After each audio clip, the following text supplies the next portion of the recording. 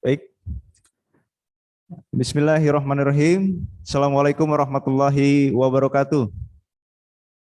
Selamat pagi dan salam sejahtera untuk kita semua, sahabat ngopi semuanya. Pada pagi hari ini, saya mengucapkan selamat datang kepada peserta ngopi semuanya. Kita berada di acara ngopi ya, ngobrol online peningkatan kompetensi. Sahabat ngopi yang berbahagia, izinkan saya Sigit Raharjo, moderator pada pagi hari ini membersamai Bapak dan Ibu sekalian dalam waktu 1 jam 30 menit ke depan.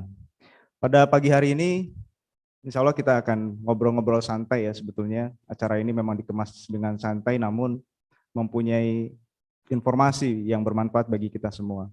Ada 2 tema penting, yang pertama digitalisasi pelayanan publik, dan yang kedua adalah peran relawan TIK dalam mendukung transformasi digital pelayanan publik. Tema ini diangkat sebagai refleksi ya terhadap pelayanan publik kita di mana masa-masa pandemi yang kita masih rasakan sekarang ini berada pada situasi yang belum berakhir gitu. Terjadi perubahan yang luar biasa baik dari sisi transaksional, kemudian interaksi dan pola aktivitas masyarakat sehari-hari juga khususnya dalam hal pelayanan publik. Oke, Cek. Zoom di masing-masing aja. Ini lagi saya mau sambutan ngopi dulu. Tantangan ya, tantangan kemudian juga sekaligus momentum yang tepat terhadap percepatan transformasi digital dalam sektor pelayanan publik agar tercipta sebuah kemudahan dan percepatan dalam pelayanan publik. Digitalisasi ini sejalan dengan konsep pemerintah, kemudian semangat pemerintah bagaimana percepatan dalam hal digitalisasi dan penyebar luasannya ini ditekankan sekali oleh pemerintah, terutama Bapak Presiden Jokowi, terhadap 2 aspek. Yang pertama adalah mengambil sisi positif dari pandemi ini. Jadi walaupun ini sisi pandemi, tapi mau tidak mau kita harus bergerak. Bagaimana caranya agar pelayanan tetap terdeliver dengan baik kepada masyarakat. Kemudian yang kedua adalah pembangunan infrastruktur teknologi informasi dan komunikasi yang berkelanjutan. Tentunya kita berharap digitalisasi pelayanan publik dapat mewujudkan ya reformasi birokrasi dan inovasi terhadap pelayanan kepada masyarakat. Sahabat ngopi semua, alhamdulillah di tengah-tengah kita semua telah hadir Bapak Kepala BP 4D Kota Cirebon, Bapak Iing Daiman SIPMSI. Selamat pagi, Pak. Selamat pagi. Selamat pagi. Sehat ya, Pak. Alhamdulillah. Ya, mungkin di tempat yang berbeda, tapi alhamdulillah bisa bergabung. Alhamdulillah, terima kasih. Juga hadir narasumber kita pada pagi hari ini Bapak Dr. Tommy. Pak Tommy, monitor ya sudah hadir. Saya pantau sudah masuk. Ya, terima kasih Pak Tommy sudah menyempatkan waktunya untuk hadir pada pagi hari ini. Kemudian Pak Fajar Eri Dianto, insya Allah mungkin akan hadir pukul 9.30 karena beliau harus mengikuti acara lebih dulu. Baik, mungkin kita langsung kepada sesi utama pada acara ngopi pagi hari ini. Tapi sebelumnya mohon berkenan Bapak Kepala BP 4D Kota Cirebon untuk memberikan sedikit prakata terkait dengan kegiatan pada hari ini. Silakan Pak Ing. Baik, saya cek audio dulu Pak Sigit, suara saya cukup terdengar. Teman-teman. Audio bagus Pak. Jelas ya. Assalamualaikum warahmatullahi wabarakatuh. Waalaikumsalam. Yang saya hormati Pak Dr. Tommy, ini dosen keren dari Unpad nih.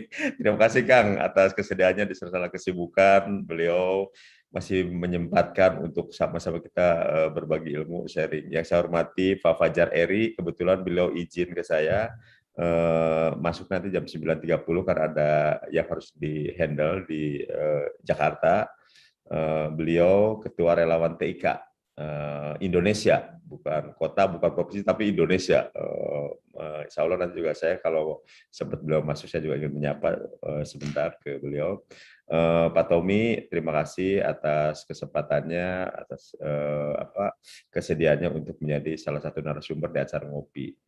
Teman-teman sekalian yang saya hormati juga di sini hadir secara khusus ini Pak Kepala Dinas Perhubungan, Pak Andi Armawan. Terima kasih nih eh, rekan sejawat saya yang cukup aktif luar biasa beliau, apalagi ketika nyangkut layanan publik dan lain sebagainya. Yang saya hormati juga ini Pak Joko dari Bali nih, sehat Bali, aman. Dan teman-teman semua yang tidak bisa saya sebutkan satu persatu, alhamdulillah kita bisa ketemu kembali di acara ngobrol online peningkatan kompetensi. Teman-teman semua, khususnya Pak Tommy dan sekalian, ini sesi atau forum untuk diskusi untuk sharing session tentang apapun, tentang tema. Minggu lalu temanya terkait dengan gizi di era pandemi, termasuk kami hadirkan juga Dr. Hari, epidemiolog dari Jakarta. Tentunya saya berharap teman-teman semua momen ini di era pandemi bisa dimanfaatkan sebaik-baik mungkin, karena Pak Tommy izin peserta ngopi ini semua akses, tidak hanya kalangan birokrat tapi masyarakat juga bergabung, termasuk dari perguruan tinggi juga ada beberapa yang gabung dan lain sebagainya. Mudah-mudahan ini ikhtiar kita semua, bukan BP4D saja, bukan hanya Hajat Bapeda saja, tapi ini milik kita. Dengan forum-forum seperti ini, mudah-mudahan kita bisa terus meningkatkan kompetensi, bisa berbagi ilmu, dan sekali lagi terima kasih nih Kang Tommy waktunya di Unpad sangat sibuk sekali ya, nguji dan lain sebagainya. Udah mulai kuliah Pak Kang Tommy ya, di ini online di ini kan. Mungkin itu yang bisa saya sampaikan. Semua para ngopikers sejati, wabil khusus narasumber, mohon izin nanti saya sambil monitor, karena kebetulan hari ini saya ada 3 Zoom, saya juga harus jadi narasumber di Universitas Swadaya Gunung Jati, jadi nanti saya standby monitor Pak Tommy nih, sampaikan apa yang ingin disampaikan, termasuk barangkali ada saran, kritik, masukan untuk kami, khususnya di BP4D, di Pemerintah Kota Cirebon, selama untuk kebaikan dan perbaikan, sampaikan saja. Karena bagaimanapun juga kami butuh masukan, apalagi dari akademisi dan lain sebagainya. Selamat berdiskusi teman-teman. Mangga saya kembalikan ke Pak Sigit, moderator. Terima kasih. Assalamualaikum warahmatullahi wabarakatuh. Waalaikumsalam warahmatullahi wabarakatuh. Terima kasih Pak Aiman.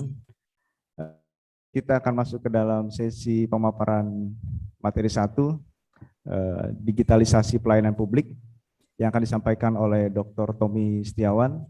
Beliau adalah dosen pada Departemen Administrasi Publik Universitas Padjadjaran Bandung, sekaligus juga sebagai Direktur Institute for Agrarian Policy Study Indonesia. Waktu dan tempat saya persilakan kepada Dr. Tommy. Baik, terima kasih Pak Moderator, Pak Sigit. Terima kasih Pak Iing juga atas undangannya. Yang saya hormati Bapak Ibu sekalian, Bismillahirrahmanirrahim. Assalamualaikum warahmatullahi wabarakatuh. Kalau kita sebut, mama pengen beli GPS. Selamat pagi. Haji. Jadi begitu candu begitu selesai diperiksakan, kalau anak tiketnya langsung. Salam sejahtera bagi kita semua. Langsung beli. Kan gitu. Yang itu yang mikro tuh tak. Ya, saya mencoba mengamati apa yang terjadi di Cirebon barusan dari tayangan film, dan ternyata tampaknya kelihatannya lebih maju dari apa yang akan saya sampaikan. Saya menyampaikan sesuatu yang lebih umum, lebih general, dan tidak teknis, kemudian juga tidak spesifik terkait dengan Cirebon, tapi konteksnya lebih luas Indonesia. Kemudian kasusnya mungkin ada beberapa contoh ya, yang Jakarta atau beberapa daerah lain, tapi tampaknya di Cirebon juga sudah melakukan ini gitu. Jadi mudah-mudahan sih tidak ketinggalan gitu apa yang saya sampaikan. Kalau lihat dari tayangan tadi, Cirebon cukup maju. Kemudian apa yang dilihat ada sekarang itu juga tidak lepas dari NGO atau relawan TIK nasional, gitu ya. Jadi banyak sekali hal-hal yang baru, policy brief atau policy paper itu diinisiasi oleh para relawan sebetulnya di Jakarta itu. Bahkan di kantor staf presiden juga banyak relawan yang sebetulnya banyak melakukan inisiasi-inisiasi, terobosan-terobosan terhadap inovasi maupun digitalisasi untuk pelayanan publik ini. Ya, saya kira slide-nya agak cukup banyak, tapi juga bukan slide yang baru gitu ya. Mungkin ini sudah ada beberapa kali saya sampaikan. Saya melihat bahwa sesungguhnya Indonesia saat ini sudah mengalami banyak kemajuan gitu. Paling tidak saya melihat sampai tahun 2020 ketika slide ini dibuat. Di tahun 2020 dengan menggunakan data yang ada di tahun 2019 sebelum adanya pandemi, Indonesia itu sudah banyak mencapai keberhasilan atau ada beberapa prestasi, misal demokratisasi kita nomor 4 di Asia Tenggara, kemudian juga transformasi masyarakat ke masyarakat industri itu juga berjalan. Beberapa parameter yang bisa dirilis, misal inflasi itu kita mengalami nilai paling rendah selama periode Jokowi JK, kemudian juga kemiskinan yang turun sampai 1 digit, itu juga keberhasilan atau prestasi Indonesia. Tetapi di sisi lain kita memang masih membutuhkan ke depan tuh apa yang bisa kita lakukan atau pemerintah lakukan. Saya akan menyoroti pemerintahnya, sisi pemerintahnya.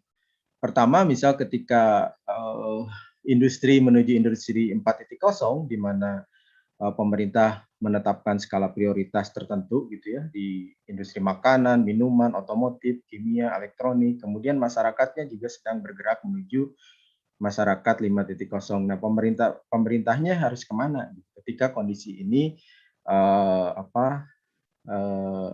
dihadapi oleh atau akan terjadi di Indonesia. Nah, di sisi lain ada beberapa hal juga gitu ya ketika meskipun Indonesia dikatakan negara maju, negara industri, tetapi sebetulnya secara pertumbuhan ekonomi Indonesia masih belum mencapai angka yang memuaskan. Rata-rata negara maju adalah 7 ke atas, sementara Indonesia levelnya masih di paling tinggi masih 6, gitu ya 2011.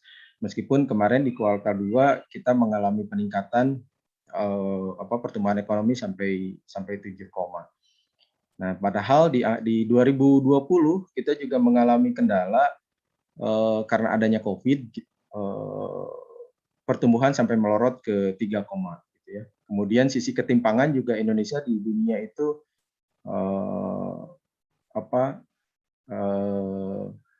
peringkat 4. Jadi ini juga menjadi tantangan ke depan. Apa yang harus disiapkan?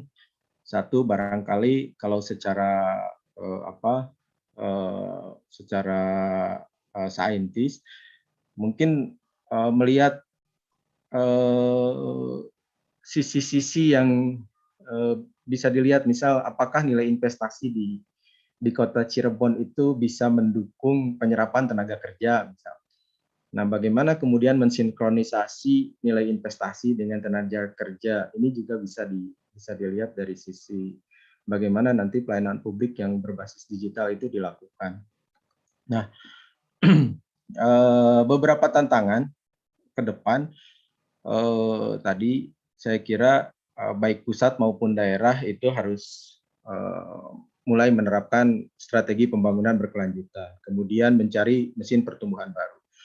Dan ini sudah diinisiasi oleh Jokowi JK sejak nawacita pertama dengan meningkatkan ekonomi melalui infrastruktur. Saya kira bukan hanya infrastruktur fisik, tapi juga infrastruktur digital ini juga dikembangkan oleh pemerintah pusat maupun pemerintah daerah. Nah, ini juga yang bisa didorong di kabupaten kota ataupun di daerah supaya beberapa masalah, misal terkait dengan bonus demografi itu tidak menjadi bencana demografi. Saya sering menyarankan misal menganalisis dengan sungguh-sungguh gitu ya. Menganalisis dengan sungguh-sungguh berapa sesungguhnya tenaga kerja yang akan lahir pada tahun 2030, di mana orang menggembar-gemborkan itu sebagai bonus demografi. Tetapi bisa jadi itu menjadi bencana demografi ketika tenaga kerja yang melimpah itu justru tidak terserap dengan kurangnya investasi. Maka pemerintah daerah itu perlu menyiapkan dari sekarang supaya tidak menjadi bencana demografi. Selain itu juga beberapa hal, misal ini yang bisa dilakukan adalah mempromosikan kekayaan budaya bangsa. Ini juga terkait dengan apa yang dimiliki Kota Cirebon, sehingga ini juga bisa membantu karena ke depan itu yang selain ekonomi konvensional, ini ekonomi kreatif itu akan memiliki peranan penting dalam mewujudkan pertumbuhan atau mesin pertumbuhan baru. Nah, ketika itu terjadi, apa yang dibutuhkan, apa yang harus dilakukan oleh pemerintah? Yang harus dilakukan oleh pemerintah itu adalah menyiapkan sebetulnya membantu memfasilitasi, kemudian memberikan dukungan kepada masyarakat maupun kepada dunia bisnis gitu ya, atau sektor swasta. Nah, sekedar ini saja, ini saat ini barangkali kita sudah menuju, kalau di dokumennya Bappenas itu kita mengarah pada pemerintahan 4.0, meskipun secara konseptual ini belum mapan gitu ya konsep pemerintahan 4.0 ini. Tetapi dalam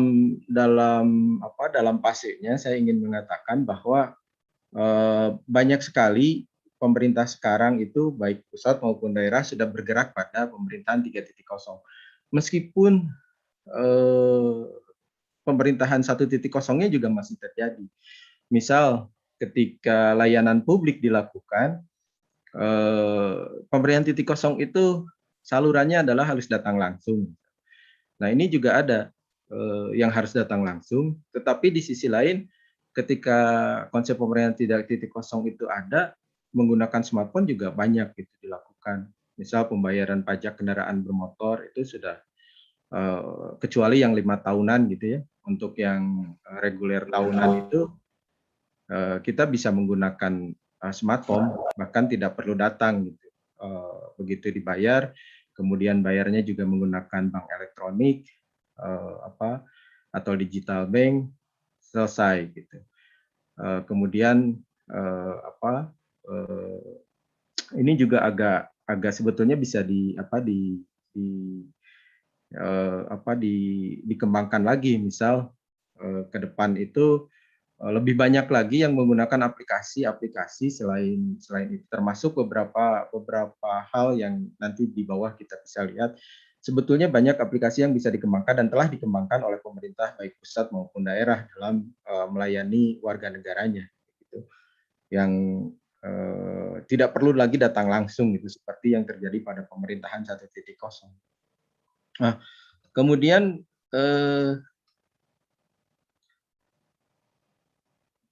secara konseptual pemerintahan digital itu intinya sebetulnya sama seperti dalam dokumen policy brief Bappenas tentang pemerintahan digital, itu bagaimana mempromosikan berbagi informasi publik secara aktif, kemudian menghilangkan hambatan yang terjadi di antara lembaga pemerintah untuk kolaborasi yang lebih baik melalui pemanfaatan teknologi digital. Itu sebetulnya intinya ada di situ. Kemudian tujuannya untuk menjadikan kekuatan pendorong bagi perbaikan administrasi publik dan juga memberikan pelayanan yang dipersonalisasi kepada warga negara. Jadi dengan adanya teknologi digital, smartphone, itu warga negara itu bisa secara mudah mengakses layanan-layanan publik yang kemudian ini juga harus dipersiapkan oleh pemerintah baik pusat maupun daerah. Nah, ini juga saya juga mendengar kayak gitu seringkali kalau Pak Aing itu bercerita bagaimana tentang kebahagiaan warga gitu. Jadi saya beberapa kali mendengarkan Pak Iing, oh ini tujuannya kebahagiaan, yang penting bahagia. Dan dalam Sohekim ini dia juga sama. Pada prinsipnya sebetulnya pemerintah digital itu bagaimana mencapai kebahagiaan warga negara gitu melalui pemerintah transparan, pemerintah yang kompeten, dan pemerintah yang berorientasi pada layanan. Ini ada tiga strategi yang kemudian nanti akan saya jelaskan: pemerintah transparan, pemerintah yang kompeten, dan pemerintah berbasis layanan. Termasuk barangkali acara ini juga sangat baik saya kira terkait dengan membangun kompetensi pemerintahan. Kemudian sistem nilainya harus terbuka, berbagi, komunikatif, dan kolaboratif. Ini sistem nilai yang harus dijunjung oleh berbagai lembaga pemerintahan dalam rangka kolaborasi yang lebih baik. Nah, kemudian ketika saya menulis tata kelola pemerintahan digital, ternyata ada konsep. Jadi secara konseptual seringkali beberapa orang itu menulis dengan cepat, misalnya. Ini juga Erkut, Erkut tahun 2020 itu mulai bercerita, dia sekarang bukan lagi eranya pemerintahan digital, tapi tata kelola bersama digital. Jadi ketika masyarakat masuk pada masyarakat 5.0, industrinya juga masuk kepada industri 4.0, nah pemerintahnya juga paling tidak harus masuk pada pemerintahan digital yang 3.0 seperti yang tadi dijelaskan, di mana pemerintah 4.0 ini memiliki fokus pada sharing informasi, kemudian menghilangkan hambatan di antara lembaga pemerintah, dan kolaborasi yang lebih baik. Nah, kemudian dalam konteks industri juga begitu. Industri terjadi otomatisasi, pertukaran data, kemudian jaringan internet, komputasi awan, bahkan artificial intelligence ini juga harus disiapkan oleh difasilitasi oleh pemerintah. Di sisi lain, masyarakatnya juga kemudian berpikir bahwa terjadi integrasi antara ruang maya dan ruang fisik. Ini juga saya kira karena pemerintah adalah pihak yang memiliki otoritas yang sah dalam mengelola dan membuat kebijakan publik, maka ruang-ruang ini itu harus diinisiasi barangkali atau dilakukan secara bersama-sama, bukan hanya pemerintah saja, tetapi melibatkan pihak-pihak lain, sehingga tata kelola bersama ini bisa terwujud. Kemudian apa strategi yang bisa dilakukan oleh pemerintah? Paling tidak ada 3, seperti yang tadi di awal disampaikan. 1, pemerintahnya itu harus transparan. Kemudian pemerintahnya kompeten dan pemerintahnya berorientasi pada pelayanan. Nah, dalam beberapa kasus ini saya juga mencontohkan dari beberapa yang sudah terjadi. Strategi pemerintah yang transparan itu memastikan hak masyarakat untuk mengetahui apapun gitu ya terkait dengan segala hal atau segala aspek pemerintahan melalui keterbukaan informasi. Ini juga sebetulnya sudah diinisiasi oleh pemerintah sejak 2008, kecuali memang ada informasi yang bersifat keamanan nasional atau bersifat pribadi, memang tidak menjadi tidak bisa diakses secara publik. Gitu. Nah, kemudian di sisi lain juga pemerintah bisa melakukan cakupan lembaga yang tunduk pada keterbukaan informasi itu. Misalnya lembaga investasi, sehingga ketika tadi ada sektor swasta atau sektor bisnis yang ingin melakukan investasi, itu juga mudah mencari tahu informasi apa yang ada di daerah maupun di pusat. Kalau di daerah, saya kira ada badan-badan khusus yang memang mengelola investasi, misalnya nah yang seringkali tadi dalam beberapa kasus saya menemukan misal tidak terjadi sinkronisasi antara badan investasi dengan lembaga atau dinas yang mengelola ketenagakerjaan, sehingga Ini juga menimbulkan masalah ketika nanti angkatan kerja yang melimpah kayak gitu, tetapi tidak disiapkan dari infrastrukturnya dari sekarang. Nah, kemudian masyarakat aktif menggunakan data publik. Ini yang sedang saya ada kegiatan ini terkait dengan sentuh tanahku, misal. Ini digitalisasi sampai ke tingkat desa, gitu ya. Ini juga barangkali ini proyeknya BPN atau ATR BPN. Ini juga sama. Ini bisa diakses oleh publik, gitu ya. Di kiri kanan tanah kita itu punya siapa dan seterusnya itu bisa dilihat. Kemudian beberapa contoh, misal informasi akses di Jakarta, misal kita bisa menggunakan kartu kapan kita berhenti dan lain seterusnya, itu secara digital itu lebih baik. Dan ini juga barangkali bisa kemudian ke depan bisa diterapkan di seluruh daerah di Indonesia. Atau mungkin Cirebon justru sudah punya begitu ya passenger information display yang terikat pada kartu chipnya masyarakat gitu ketika digunakan dalam mengakses transportasi misalnya gitu. Kemudian pada strategi yang kedua itu masyarakat aktif menggunakan data publik. Nah, ini juga sama. Indonesia sudah punya paling tidak Indonesia sudah punya data Go ID. Misal ini meskipun masih belum sempurna gitu kalau saya lihat, tapi paling tidak gagasan ini memang harus diinisiasi.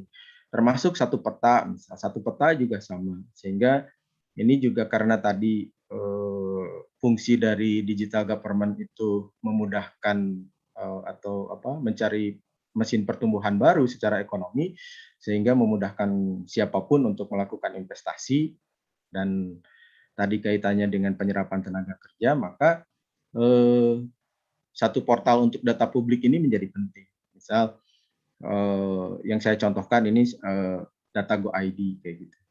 Dan barangkali juga daerah juga bisa saja sebetulnya memiliki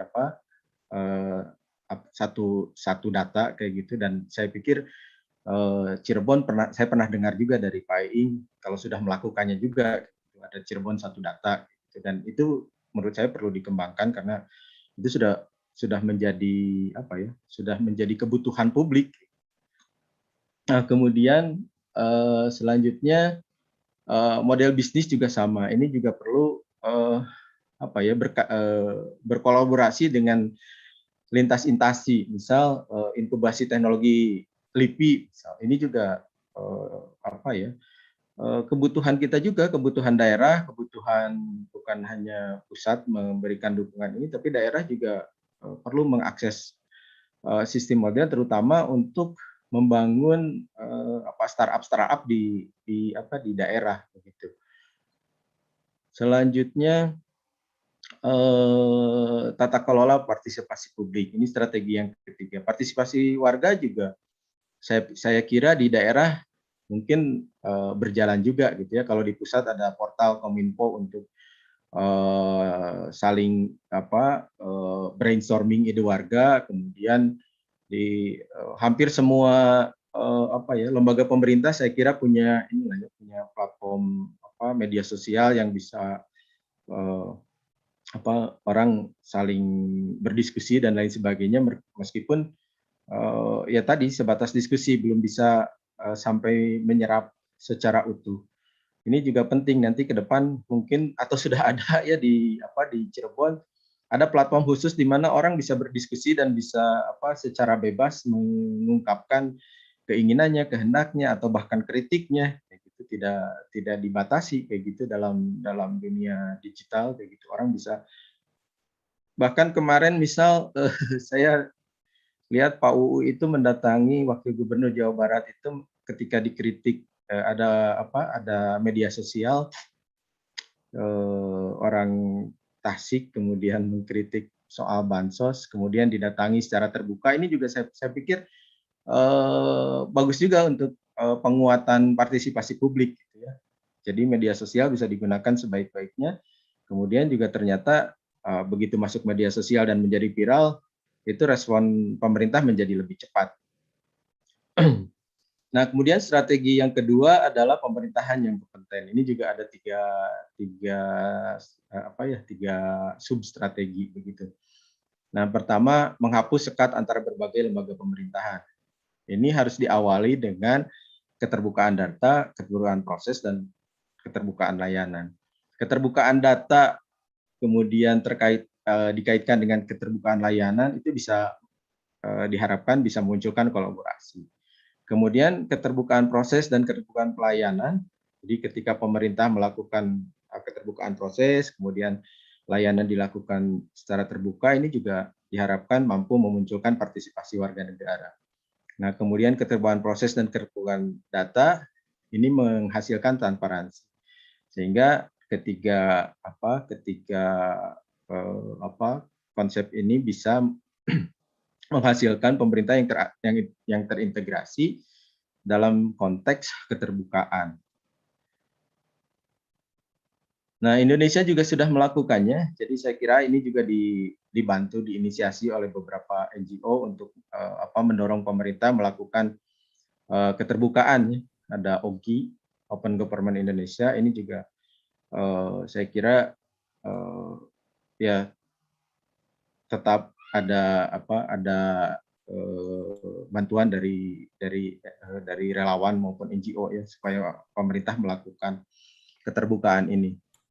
Nah, kemudian ini juga harus dalam konteks pemerintah yang kompeten. Pertama, menghapus sekat di antara lembaga pemerintahan. Nah, ini contoh saja. Saya misal mencontohkan OSS. OSS menggabungkan beberapa lembaga. Ini juga saya kira sangat penting kayak gitu. Baik di daerah mungkin ada badan penanaman modal dan investasi.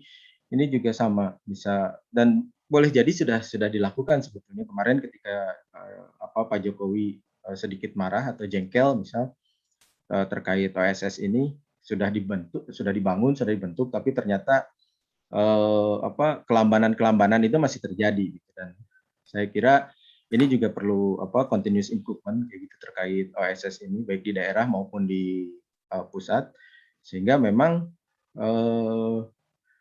bisa kemudahan untuk berinvestasi itu bisa dilakukan karena bagaimanapun kita memiliki ada parameter indeks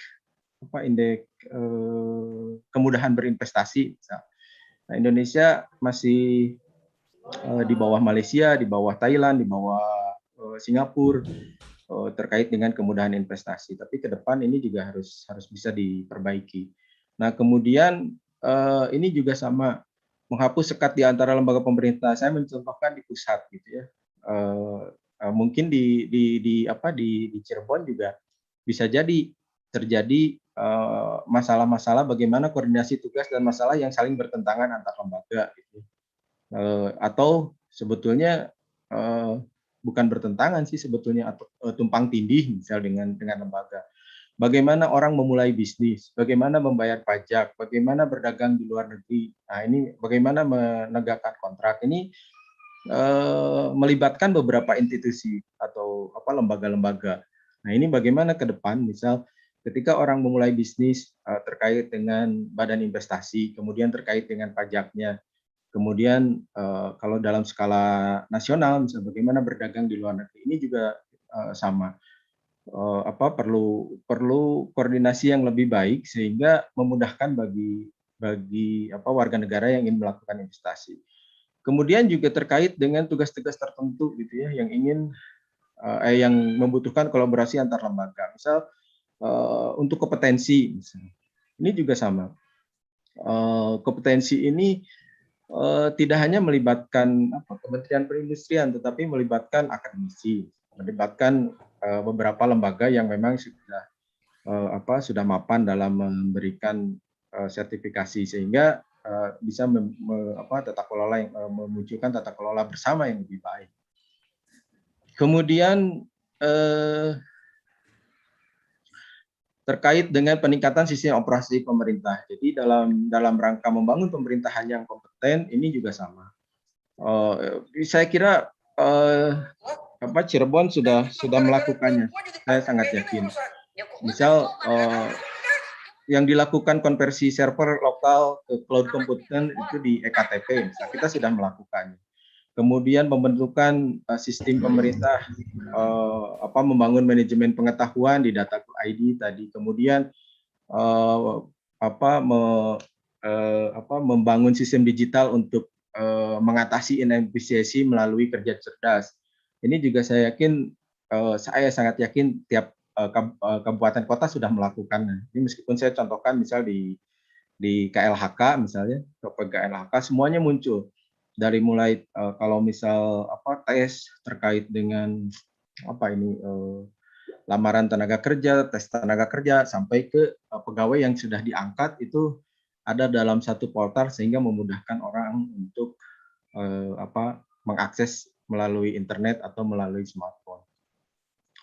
Nah, kemudian juga peningkatan sistem operasi pemerintah juga terkait dengan perbaikan sistem organisasi.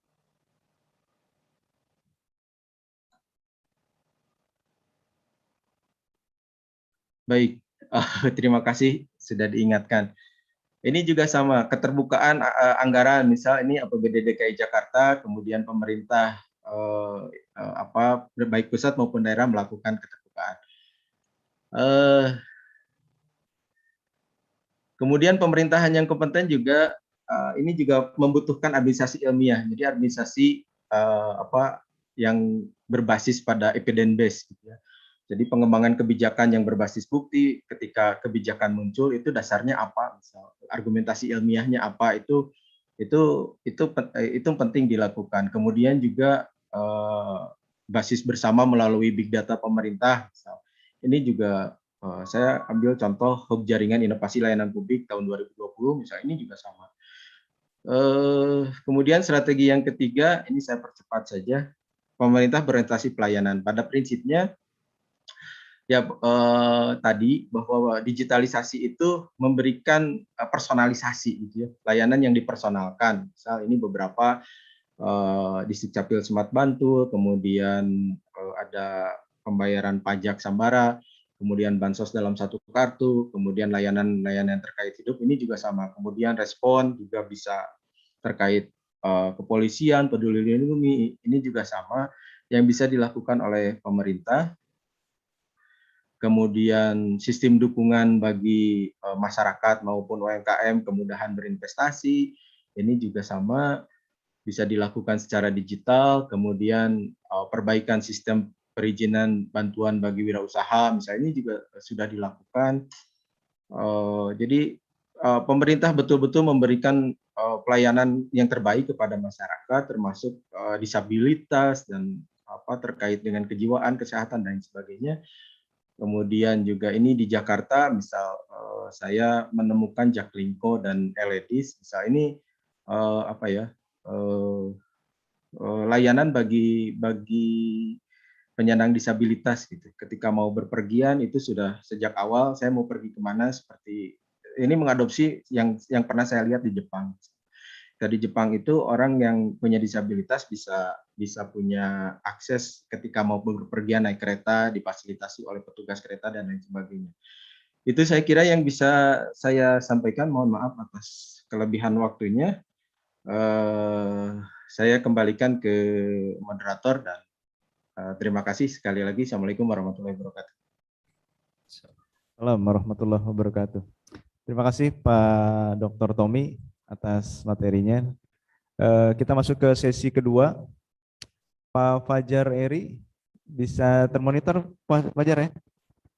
Alhamdulillah sudah hadir. Terima kasih Pak Fajar, selamat bergabung.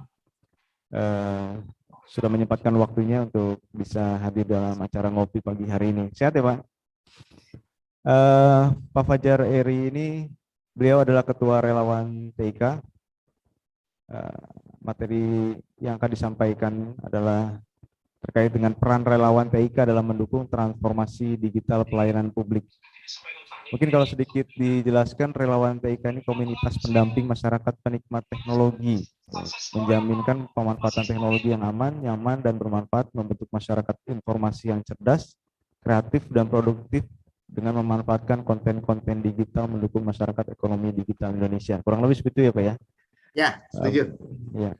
Baik, waktu dan tempat Pak kami moderator, persilakan kepada... izin saya menyapa Kang iya. Eri deh. Mangga Pak, Pak Ing, mangga. Assalamualaikum Kang Eri, Damang, sehat. Waalaikumsalam Nah, terima Pak kasih nih. Ing. Siap, Dulu kalau siap. aku ngomong nih manggilnya Pak Kadis gitu. Ya, Pak Pak Kadis, Kagok Edan Kagok ya. Edan.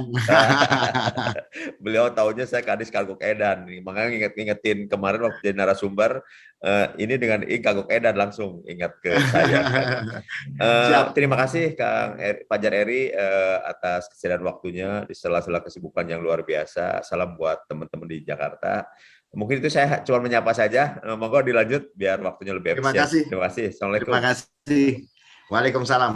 Waalaikumsalam. Terima kasih teman-teman semua di Cirebon. Salam. Ini balik lagi ke Cirebon. Alhamdulillah Cirebon ini satu kota yang menorehkan sejarah di profil saya karena berhasil menyelenggarakan festival TIK kemarin di sana, dan itu menetapkan bahwa kota Cirebon adalah kota yang sudah TIK ya, kalau di bahasa kami berarti sudah yang digital, sudah digital. Terima kasih Pak Ing waktunya, terima kasih Pak Tommy, paparannya keren banget tadi, nyambung nih bahwa memang banyak hal yang kita lakukan di relawan TIK karena fungsi kami adalah sebagai pendamping masyarakat dalam pemanfaatan teknologi. Kalau boleh sombong lagi, kami akan bilang bahwa kami menjaminkan pemanfaatan teknologi itu aman, nyaman, dan bermanfaat. Waduh, sombong bener dah pokoknya. Nah, itulah relawan TIK, satu mitra dari Kominfo. Jadi dimanapun ada Kominfo, harusnya kami bisa menjadi mitra yang bisa mendukung kebutuhan masyarakat, kebutuhan pemerintah daerah dan stakeholder lain akan pemanfaatan teknologi. Aku izin share ya.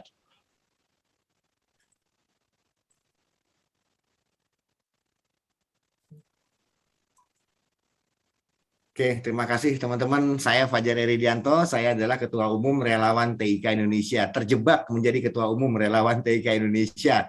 Dan saat ini di periode yang kedua. Nah, mungkin ketua komunitas yang sudah berumur cuma aku doang nih. Jadi ya mudah-mudahan dalam waktu dekat ada generasi muda-muda yang lebih cerdas, kreatif, dan penuh dengan inovasi yang bisa memimpin armadaku untuk bisa mendampingi dan menjaminkan pemanfaatan teknologi. Nah, saya juga sebagai Dewan Pengarah Cyberkreasi, CEO Keren itu Krisnya Telkom, kemudian CEO Timani juga. Timani itu co-branding issuer, jadi yang menjadi alat pembayaran berbasis uang elektronik. Salah satu co-brandingnya adalah relawan TIK juga. Kita punya Ertik Pay yang kita manfaatkan pada daerah-daerah yang belum ada issuer-issuer yang masuk, misalnya daerah-daerah pinggiran di mana daerah itu belum ada OVO, GoPay, Dana gitu ya, belum masuk ya terpaksa kita menggunakan Ertik Pay sehingga masyarakat di pedesaan pun sudah bisa menikmati transaksi digital. Nah, pinginnya seperti itu.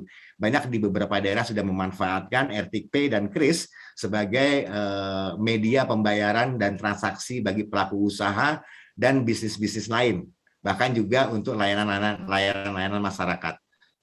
Nah, kita lihat kenapa hal ini harus kita lakukan. Yang pertama, ini kita lihat dari masa sebelum pandemi, di mana masa sebelum pandemi ini kondisi Indonesia kayak gini. Ini adalah kondisi nasional ya secara umum, bahwa di dunia pendidikan itu pun jumlah SD, jumlah siswa yang bisa bersekolah itu masih terbatas pada daerah-daerah yang dianggap sejahtera ya pada waktu itu. Nah, pada waktu itu pun siswa untuk bisa mengenyam pendidikan itu harus menempuh berbagai cara, harus kita melakukan solusi-solusi untuk bisa membuat media pendidikan itu ada di daerah-daerah secara rata. Kemudian secara ekonomi juga kita lihat masa sebelum pandemi adalah dengan perekonomian di mana masyarakat pelaku usaha juga masih begitu banyak dan mereka masih memanfaatkan pembayaran yang non digital, pembayaran tunai. Kita juga dibantu dengan BUMDes, kemudian Indonesia juga dibantu dengan adanya pelaku usaha digital, dan ini yang mengedukasi masyarakat untuk bisa menikmati transaksi digital. walaupun prosentasenya masih jauh belum banyak pada waktu itu. Kemudian fasilitas kesehatan yang juga masih belum memenuhi, masih banyak daerah-daerah tertentu yang belum dilengkapi dengan dokter, puskesmas, bahkan puskesmas sekalipun. Jadi fasilitas kesehatan yang belum merata. Yang lebih parah lagi adalah akses internet. Di mana pada waktu lalu di tahun 2020 Desember itu ada sekitar 12.000 desa yang belum mengenyam internet, sama sekali belum ada internet. Kalaupun ada cuman bau-baunya kayak AC gitu ya, nggak dingin tapi cuman bau doang, bau AC nih, tapi nggak ada dinginnya. Nah, itu yang menjadi tugas kami secara sangat berlahan pada waktu itu, benar-benar bagaimana kami bisa masuk ke Pemda, bagaimana kami bisa masuk ke desa, bagaimana kami bisa masuk ke masyarakat untuk bisa diterima dan dipercaya sehingga kami bisa melakukan karya di sana, dan itu sangat-sangat bergantung dari kedekatan komunikasi yang kami lakukan. Nah, begitu tahun 2020 masuk 2021 ini pandemi. Boom, ini pandemi benar-benar tsunami besar yang menggulung semua segala segmen yang ada di negara kita, termasuk di masyarakat kita, termasuk juga mungkin di masyarakat Cirebon, bahwa ternyata sekarang pendidikan tuh harus pakai akses internet, harus pakai device, harus pakai media-media lain. Kemudian di ekonomi juga, banyaknya saudara-saudara kita yang di PHK kembali ke kampung sampai sekarang belum bekerja, mereka langsung berinovasi untuk melakukan usaha-usaha lain, dan otomatis pasti menjadi UKM. Pasti namanya akan UKM, dan ini menjadi saingan berat bagi pelaku-pelaku yang sebelumnya belum mengenal digital, belum teredukasi dengan baik, sehingga ini menjadi tantangan yang menarik di daerah, bagaimana mereka bisa bertahan dengan usahanya sementara ada rombongan saudara-saudara lain yang masuk ke daerah dengan usaha yang lebih digital. Nah, ini tugas-tugas yang menjadi dahsyat bagi kami di relawan TIK di masa pandemi itu. Juga diperlukan banyak aplikasi di dunia kesehatan sehingga sekarang nggak perlu lagi datang ke tempat untuk melakukan tes antigen dan lain sebagainya, di mana mereka tidak bisa berkonsentrasi lagi karena belum ada aplikasinya belum nyampe ke desa. Kalau saya sakit ya udah beli obat di warung, sesederhana itu penanganan kesehatan yang ada di daerah karena adanya pandemi, karena adanya pembatasan yang dilakukan demi untuk percepatan COVID ini lepas dari dunia ini, gitu ya, kira-kira seperti itu. Sehingga peran relawan TIK menjadi sangat-sangat kami lihat sebagai penting, dan ini merupakan satu kegagalan kami juga relawan TIK. Kenapa tidak mempersiapkan hal ini jauh lebih lama sebelumnya? Kenapa pergerakan tidak diberlakukan lebih cepat lagi? Kenapa tidak lebih dahsyat? Kenapa tidak lebih banyak lagi berkomunikasi dengan pemerintah desa, dengan sekolah lain, sehingga kita sama-sama bisa bersiap menghadapi pandemi. Nah, di masa pandemi ini ada 4 hal yang terjadi, yang menjadi jadi gaya hidup baru lah, gitu, bahwa mereka sudah tidak lagi keluar rumah, mereka tinggal di rumah. Berarti apa? Seluruh aktivitasnya ada di rumah. Mulai dari belajar harus dari rumah, bekerja harus dari rumah, bersilaturahmi harus dari rumah. Beribadat pun kemarin sempat dilarang untuk datang ke tempat ibadah, di mana tempat-tempat yang memang menjadi rawan untuk bisa menjadi tempat penularan COVID itu akan dibatasin, dan ini akan akhirnya menjadi suatu kebiasaan baru untuk selalu stay di rumah. Saya aja hampir 2 tahun di rumah, bolak-balik ke Jakarta cari alasan untuk bisa ke kantor, cuma pingin bau kantor aja, bau meja aja, itu sulit sekali. Kemudian kebiasaan yang lain adalah, berarti kalau saya di rumah, pemenuhan kebutuhan pun harus dari rumah, dan mulai terfikir untuk memenuhi kebutuhan yang benar-benar kebutuhan primer, kebutuhan sekunder sudah tidak lagi kita lakukan. Nah, kemudian dengan hal ini berarti juga kita menghindari banyak sentuhan fisik, sehingga untuk datang ke area mall, area pasar, kantor, dan tempat-tempat keramaian ini menjadi satu ketakutan tersendiri, karena memang sampai dengan saat ini kita masih diinformasikan bahwa data-data COVID ini sangat dahsyat dan terus naik. Tapi di balik itu solidaritas sosial makin tinggi, masyarakat bisa sekarang lebih cenderung untuk saling bantu dan lain sebagainya. Dari keempat fenomena ini ada beberapa hal yang menjadi menjadi naik trennya. Yang utama yang saya sorot mulai kalau misalnya kita lihat di sini ada telemedicine, ada digital entertain, ada distance learning dan lain sebagainya. Tapi yang saya lebih sorot di sini adalah transaksi digital. Di mana di sini sampai dengan data di awal tahun 2021 ada 59 UKM yang tetap offline. Dan customer sudah banyak bertransaksi secara online. Artinya karena mereka ada di rumah, tetap terima gajian bagi mereka yang masih beruntung, dan tetap bisa berusaha dengan baik kalau mereka yang punya inovasi dan kreasi yang bagus, sehingga seluruh uang ada di handphone. Seluruh uang ada di handphone, otomatis karena uangnya ada di handphone, seluruh pembelanjaan dilaksanakan via handphone. Demikian juga semua transaksi yang dilakukan untuk layanan-layanan masyarakat, layanan publik. Nah, ini saya kutip dari pernyataan Pak Presiden bahwa semua platform teknologi wajib mendukung transformasi kemajuan bangsa. Semua kegiatan harus diarahkan untuk membangun nilai kemanusiaan dan kebangsaan, wujudkan masyarakat ekonomi digital. Nah, di sini kami highlight tentang reformasi ekonomi digital Indonesia. Pewujudannya adalah digital cashless. Ini yang kami relawan TIK bawa ke semua daerah untuk memperkenalkan, membudayakan digital cashless di seluruh segmen kehidupan masyarakat, mulai dari segmen pelaku usaha sampai dengan segmen layanan masyarakat. Kita coba untuk mendorong teman-teman dinas-dinas Kominfo untuk membawa kami ke dinas perhubungan, membawa kami ke dinas perindak, membawa kami ke dinas-dinas yang lain, sehingga kami bisa memperkenalkan digital cashless. Di belakang kami ada banyak, ada BI, ada Bank Indonesia, ada juga teman-teman PJSP lain, termasuk Telkom, termasuk OVO, Dana, Link Aja, dan semuanya kita bisa bawa mereka. Karena di kami relawan TK tidak berpihak pada siapapun. Sehingga teknologi digital cashless ini bisa kita ajak dari siapapun yang memang bersedia untuk membantu kita untuk memberikan edukasi, sosialisasi, bahkan implementasi pada pemanfaatan digital pada layanan-layanan masyarakat. Kebetulan relawan TK mendapat izin dari Bank Indonesia sebagai issuer dengan RTIK Pay. Kemudian relawan TK juga mendapat izin dari Telkom untuk menjadi mitra akuisisi dari KRIS. Artinya klop nih di sini. Kami bisa membawa API modul, kami bisa membawa aplikasi KRIS, kami juga bisa membawa alat pembayarnya. Karena di dunia digital ada dua nih kan, ada yang membeli, ada yang membayar. Nah, yang membayar kita sebut sebagai issuer, yang berjualan kita sebut sebagai acquirer. Nah, kedua hal ini kami sudah punya lisensinya. Alhamdulillah dengan demikian kita tinggal butuh kepercayaan dari stakeholder untuk kami masuk dan coba berdiskusi menemukan solusi-solusi yang bisa kita lakukan. Jenis-jenis alat bayar digital yang sekarang masih tren adalah yang pertama, yang paling tinggi adalah pembayaran digital melalui aplikasi.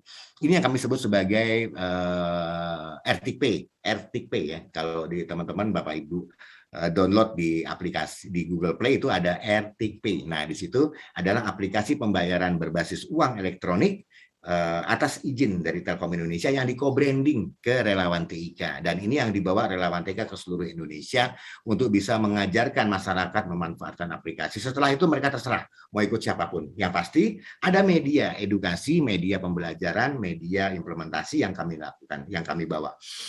Kemudian di sini juga ada kartu kredit, di mana kartu kredit ini yang biasa dipergunakan untuk media pembayaran. Tapi dengan kartu kredit ini otomatis juga harus harus juga datang ke lokasi dan masih melakukan transaksi secara offline. Selain kartu kredit ada kartu debit, walaupun kedua hal ini ada di aplikasi, bisa dibayarkan melalui aplikasi. Nah, jenis-jenis alat bayar digital ini yang kami dorong ke masyarakat untuk kami kenalkan ke mereka sebagai kalau mau bayar sekarang nggak pakai uang tunai, pakainya uang non tunai, uang digital yang ada di handphone. Apa itu uang elektronik, apa itu adalah uang debit yang ada di rekening, apapun banknya atau kartu kredit yang bisa kita ngutang dulu bayar akhir bulan, insya Allah bayar gitu. Kalau enggak ya kita bayar minimalnya, terus bulan berikutnya kita pusing untuk menutup minimalnya dan lain sebagainya. Itu jenis-jenis alat bayar. Kemudian pasangan dari jenis alat bayar ini adalah acquirer, yaitu mode pembayaran berbasis QR yang kita tempelkan ke seluruh pelaku usaha. Baik itu pelaku usaha konvensional berbentuk kode QR atau B2B besar kayak misalnya tempat wisata, pembayaran tiket, kemudian pembayaran di website. Nah, itu API-nya bisa kita tempelkan ke sana. Nah, itu API-nya kita bisa propose, kita bisa koneksikan, kita bisa bridging ke teman-teman PJSP yang memang berminat untuk membantu pemerintah daerah atau masyarakat atau pelaku bisnis B2B yang besar untuk memanfaatkan kode QR. Selain juga, kita juga bisa membantu mereka mendapatkan API dari perbankan lainnya. Di sini kita sudah didukung dengan teman-teman Bank Indonesia. Beberapa teman-teman Bank Indonesia di KPW wilayah-wilayah sudah kerjasama dengan kita, contohnya di Polimali Mandar itu justru BI Sulbar dan BI Mamuju ya, itu mereka intens sekali bahkan mendorong kita dan kita menjadi kalau bahasa mereka adalah canvasser yang membentuk kantong-kantong non tunai, jadi membentuk kawasan-kawasan non tunai. Nah, seperti ini yang saya maksud kawasan-kawasan non tunai tadi, bahwa aplikasi KRIS dan aplikasi pembayar yang ada di PJSP apapun itu, baik link aja, ojek, OVO, BCA, AutoPay dan macam-macam, sampai dengan ke Alipay dan WeChat. Nah, sekarang kemarin 17 Agustus lalu, beberapa hari yang lalu, Bank Indonesia dalam ulang tahun KRIS yang kedua tahun itu meresmikan cross border. Artinya apa?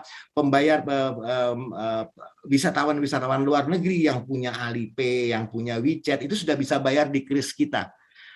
Nah, artinya makin luas lagi nih. Baik itu usaha-usaha, konten-konten bisnis, konten-konten digital ditempatkan di lapak atau di Instagram atau di website atau di market store, itu sudah ada kode-kode QR, itu bisa dibayar oleh siapapun. Kalaupun mereka sudah PPKM sudah dibuka dan wisatawan mancanegara bisa datang lagi ke Cirebon, mereka sudah bisa bayar pakai itu tanpa uang tunai. Nah, kawasan-kawasan yang selama ini kami coba untuk inisiasi dengan pembayaran digital itu seperti pasar tradisional. Nah, pada pasar tradisional ini mulai dari parkirnya kita buatkan untuk pembayaran menggunakan KRIS, kemudian pembayaran di lapak-lapak ini kita juga menggunakan KRIS, kemudian retribusi pasarnya kita siapkan dengan KRIS juga. Kita siapkan di sini dengan perangkat-perangkat, mau itu perangkatnya handphone atau pakai EDC atau pakai apapun. Bahkan juga di kawasan wisata misalnya kayak di Blitar gitu, itu kita buatkan kawasan wisata yang mulai dari masuk tiketnya kita pasangkan KRIS-nya, kemudian parkirnya juga kita pasang, kemudian setiap outletnya kita pasang aplikasi, kemudian ada websitenya pembayaran booking misalnya. Nah, mereka sudah punya nih aplikasinya, tinggal alat bayarnya belum ada, kita pasangkan API di sini. Termasuk juga di beberapa pemerintah daerah untuk pembayaran PBB, retribusi daerah, pajak non PBB, uji KIR, dan elektronifikasi lainnya. Walaupun ada satu hal yang belum kita bisa lakukan adalah pembayaran pada pendapatan negara yang di kementerian, misalnya di Taman Nasional Komodo, karena pendapatannya masuk ke pendapatan negara yang non pajak ya namanya, itu harus punya lisensi sendiri dan itu kami nggak punya. Nah, itu biasanya kami lempar isu itu ke teman-teman PJSP yang sudah memiliki izin lebih hebat daripada izin kami punya. Nah, ini pembayaran digital yang kami lakukan pada layanan-layanan masyarakat dan ini sudah berjalan. Nah, sebetulnya bagaimana sih modelnya? Nah, misalnya kita ngomong dengan pelaku usaha konvensional, di mana pelaku usaha konvensional itu menggunakan QR sebagai alat menerima pembayarannya. Nah, di situ mereka bisa memasang KRIS stiker istilahnya. Kalau Bank Indonesia mengistilahkan model yang paling atas adalah sebagai QR stiker. Nah, KRIS stiker ini yang kita pasang dengan akrilik atau di laminating atau ditempel di stiker, ditempel di kaca gerobak dan lain sebagainya. Nah, pelaku juga dibekali dengan aplikasi mobile, namanya Kren. Nah, KRIS mobile dari yang kami pegang itu Kren. Nah, Kren ini bisa menciptakan kode KRIS pada harga, membagikan kode KRIS ke media sosial, ada histori transaksinya, kemudian ada saldo pendapatan, dan otomatis bisa jualan PPOB. Jadi bisa menerima nih, kalau misalnya aku di WhatsApp di kompleks saya sebar, ada yang butuh dibantu untuk bayar kartu halonya, gitu. Terus mereka bilang, aku nomornya ini, oke, top up kalian ke tempatku ya, ini akunku, dia top up, kita bayarin, ting. Nah, ini jadi bisnis baru lagi nih di komplek, bahwa membayarkan PPOB bisa dengan aplikasi. Nah, setelah itu juga mereka akan mendapatkan dashboard, semacam dashboard yang bisa melihat, oke, hari ini aku udah belanja apa aja dan berapa. Itu kira-kira. Ya sederhana sih, tapi mudah-mudahan ini bisa mensolusikan bahwa pembayaran digital untuk meningkatkan ekonomi masyarakat ekonomi digital di Indonesia, kami mulai dengan cara yang sederhana karena kami memang bisa bisa mendapat kepercayaan dari beberapa pihak, sehingga kepercayaan ini kami manfaatkan sebagai media untuk bisa mengedukasi dan mempersiapkan masyarakat kita di masa pasca pandemi nanti. Nah, ini yang tadi saya sampaikan yang 1 dan 2. Nah, yang ketiga nih yang seru nih. Yang ketiga nih Pak Iing nih, berhubungan dengan Pak Iing nih, bahwa kami punya Kris API modul. Nah, di mana modul-modul ini yang kami bisa tempelkan pada pada bisnis-bisnis yang memang dikelola atau diawasi atau dimonitor oleh teman-teman dinas perhubungan, dinas pariwisata, dinas perindak, dinas perindak yang mengelola pasar dan lain sebagainya. Nah, ini juga misalnya untuk yang parkir, yang sukses adalah kemarin itu sampai sekarang itu titik paling banyak menggunakan ini adalah di Lombok. Nah, di Dishub Kota Mataram itu sampai hari ini ada 210 titik yang menggunakan kren parkir. Sebetulnya sederhana, dia cuma pakai QR stiker yang dikalungin kemudian di-scan karena harganya udah fix 2.000. Tapi dengan demikian, nanti kalau sempat saya akan tayangkan videonya, dengan demikian Pak Kadis dan jajaran Dishub sudah bisa tahu bahwa di satu titik ini setiap hari saya bisa dapat sekian rupiah dengan jumlah transaksi sekian. Loh, hari ini melonjak, ada apa di sana? Coba kita lihat, bisa dikunjungin. Loh, hari ini turun sekali. Kenapa? Kok bisa turun parkirnya, pendapatan parkir hari ini? Karena real time mereka bisa lihat pencatatan datanya.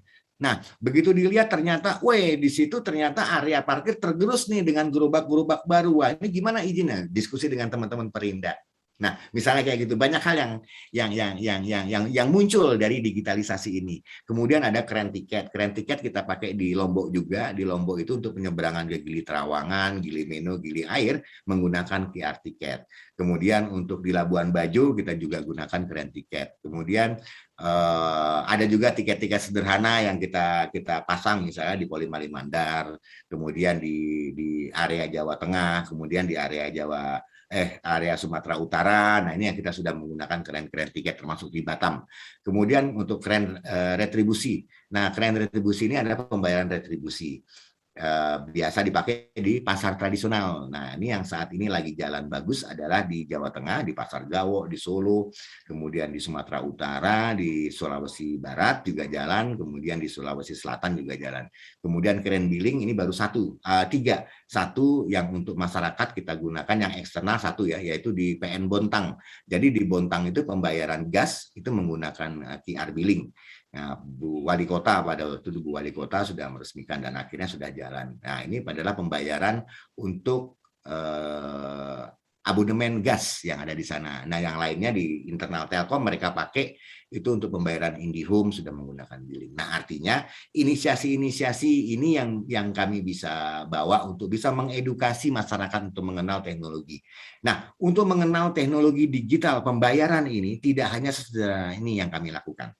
Nah, kami juga harus memastikan literasi digitalnya masuk ke masyarakat. Bahwa setelah kalian punya aplikasi pembayaran, berarti kalian harus lebih hati-hati dengan data pribadi.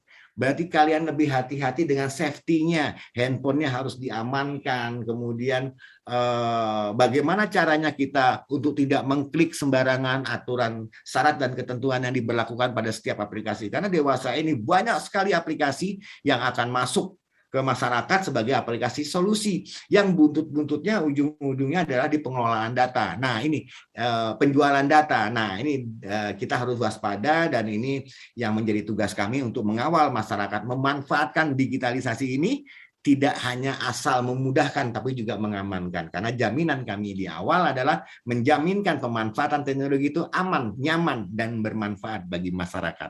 Nah, kira-kira gitu. Terima kasih. Salam literasi digital, makin cakap digital. Aku izin video masih ada waktu nggak? 5 menit ya? 5 menit. Boleh Pak, okay. 5 menit Pak. 5. Enggak, Paling 2 menit maksimal videonya. 2 menit ya. Siap. Padahal udah pakai stopwatch loh aku. Sebentar. Bonus. Saya cari. Tak siapin tadi kok ngilang dia. Oke, sip. Sebentar. Saya izin ya, Pak.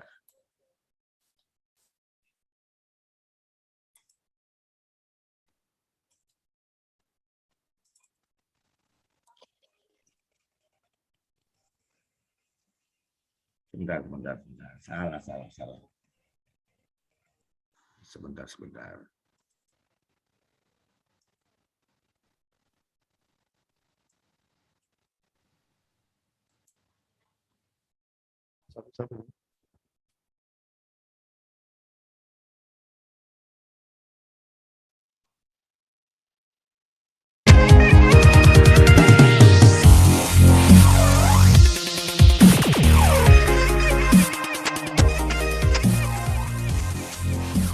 Kedengaran suaranya, Pak? Assalamualaikum warahmatullahi wabarakatuh. Saya Muhammad Saleh, Kepala Dinas Perhubungan Kota Mataram, menyampaikan salam sejahtera bagi seluruh warga Kota Mataram. Ada ya? Videonya belum di-share ya? Baru audionya kedengeran. Masuk sih.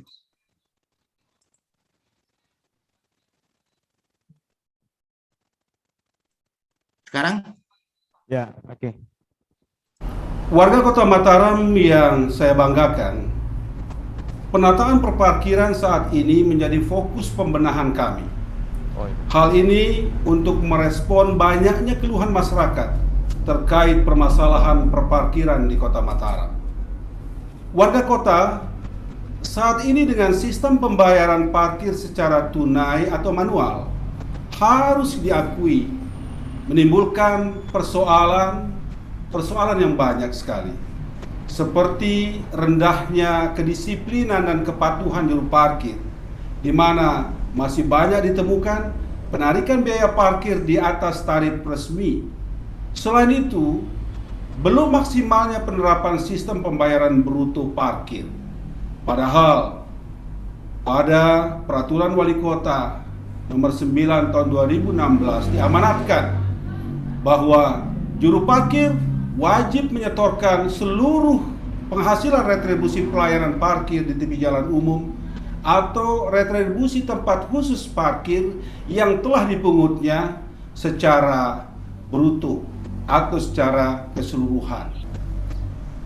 Warga kota yang saya hormati, merespon permasalahan dan kendala yang ada, Dinas Perhubungan Kota Mataram telah melakukan upaya terobosan mengatasi permasalahan tersebut, yakni dengan mencoba sistem pembayaran non-tunai atau cashless system dengan menggunakan Quick Response Code atau QR Code.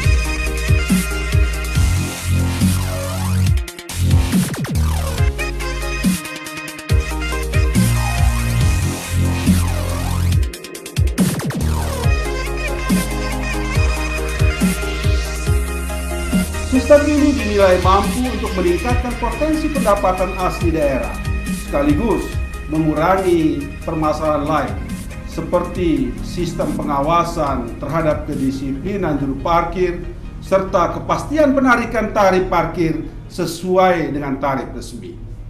Keuntungan dari penggunaan aplikasi ini yakni daerah tidak memerlukan biaya investasi yang besar dalam pembelian alat khusus, namun cukup dengan menggunakan perangkat seluler berbasis Android dan cukup dengan melakukan pencetakan kode QR. Setelah melakukan serangkaian uji coba di 3 titik awal, yakni Abnormal Cafe, Warung Nasi Padang Bundosati, serta Bakso Sumsum ala jalanan, didapat 979 kali transaksi non-tunai dengan total pendapatan 1,4 juta rupiah lebih dalam waktu 2 pekan pelaksanaan uji coba. Hal ini semakin memotivasi kami. Maka pada awal tahun 2021 ini, kami telah mengembangkan titik lokasi parkir non-tunai menjadi 14 titik, di mana dalam catatan kami, pada penerapan sistem non-tunai ini, selama 2 pekan di awal Januari, telah terjadi 9.382 transaksi non-tunai dengan nilai pendapatan 12,2 juta rupiah lebih. Artinya warga kota bahwa setelah penerapan sistem non tunai ini yang kita lakukan di 14 titik sementara ini sebagai titik percontohan, terjadi peningkatan pendapatan rata-rata 339%. Keunggulan dari pola ini juga secara historis pencatatan pendapatan direkam secara elektronik sehingga memudahkan pengawasan lokasi parkir mana yang mengalami penurunan setoran. Warga Kota Mataram yang kami cintai, keberhasilan sistem non tunai ini akan Kira-kira begitu. Nah, itu adalah testimoni dari Dishub Mataram. Sebetulnya ada beberapa video lagi dari teman-teman Perindak dan lain sebagainya. Nah, artinya dengan metode pembayaran digital ini bisa menjadi solusi bagi pemerintah daerah untuk banyak hal. Kalau di parkir berarti tidak social distancing ya, mereka tetap parkiran tetap ramai parkirannya, tapi di masa sekarang banyak digunakan di pelaku-pelaku usaha pembayaran PBB, nggak perlu dari mana tapi cukup dari rumah dengan websitenya disebar ke masyarakat. Nah, ini dengan bantuan sosial media, teman-teman relawan setiap kali melakukan edukasi ke masyarakat menyampaikan juga link-link yang bisa diakses oleh masyarakat untuk pembayaran-pembayaran rutin dan kewajiban-kewajiban mereka kepada pemerintah. Dan pembayaran tidak harus datang ke loket lagi, datangnya cukup lewat ke handphone kalian, sampaikan itu lewat transaksi non-tunai. Nah, itu bisa kami bantu, kami kawal, kami komunikasikan dengan penyelenggara-penyelenggara untuk bisa kita lakukan integrasi. Kami bisa kawal sampai ke implementasinya. Mungkin kira-kira itu. Terima kasih Pak Fajar Eri atas materinya. Baik, kita masuk ke sesi tanya jawab. Ada beberapa pertanyaan yang sudah masuk di dalam chat. Mohon izin Pak narasumber, barangkali juga bisa melihat di chat, ada beberapa pertanyaan. Baik, saya bacakan yang pertama. Ya, ini dari Pak Budi, Pak Dedi Budiman Hakim dari Fakultas Ekonomi IPB. Menarik paparan terakhir dengan pelayanan publik berbasis digital. Apakah ada contoh terbaik kota atau kabupaten yang sudah mengaplikasikannya? Ada mungkin perlu ada indeks pelayanan publik pemerintah daerah berbasis digital. Indeks ini berfungsi sebagai acuan dan derajat pelayanan publik. Terima kasih. Tadi contoh ya Pak ya, tadi sudah disampaikan ya di Makassar ya. Yang kedua kepada Pak Tommy nih, Pak Tommy, sampai sejauh mana keterbukaan publik ini akan diimplementasikan di Indonesia? Apakah data-data apa saja yang masih akan tetap dilindungi dari keterbukaan publik ini, mengingat antar lembaga di Indonesia mungkin masih belum satu kata dalam menetapkan data-data yang boleh dibuka kepada publik. Terima kasih Pak Joko. Ini Pak Joko ada yang dari Bali ya? Barangkali mau disampaikan, dijawab dulu Pak. Pak Baik. Tommy atau Pak Baik. Eri juga boleh Pak, nggak apa-apa. Baik, terima kasih pertanyaannya Pak Joko. Betul. Tadi saya sebetulnya ada dua hal. Satu, menyoroti keterbukaan data untuk investasi yang bersifat umum. Misal sebetulnya sebelum era digitalisasi tahun 60-an, ketika tim survei geologi Indonesia itu mensurvei Papua, itu merilis data potensi mineral Papua. Itu dilakukan secara terbuka. Saya mendapatkan bukunya, buku langka itu. Jadi ada buku potensi mineral Papua beserta petanya secara lengkap. Saya pikir para kolektor buku banyak mencari dokumen itu. Waktu itu saya dapat hasil lelang, kemudian ternyata luar biasa gitu. Jadi artinya keterbukaan data investasi itu sebelum era digitalisasi sudah terjadi gitu. Dan kemudian seringkali kemudian pada era berikutnya, era zaman Orde Baru, data-data itu seringkali disembunyikan dalam tanda petik, kemudian menjadi konsumsi kalangan terbatas gitu, sehingga investasi hanya bisa dilakukan oleh kalangan tertentu gitu, tidak secara terbuka. Nah, ke depan dengan adanya satu data Indonesia, potensi-potensi ekonomi, potensi investasi itu bisa terbuka dan bisa dilihat oleh siapa saja, sehingga setiap warga negara memiliki kesempatan yang sama untuk bisa melakukan investasi di setiap daerah. Misal saya juga sekarang sedang menginisiasi desa digital, misal untuk pengembangan ekonomi lokal.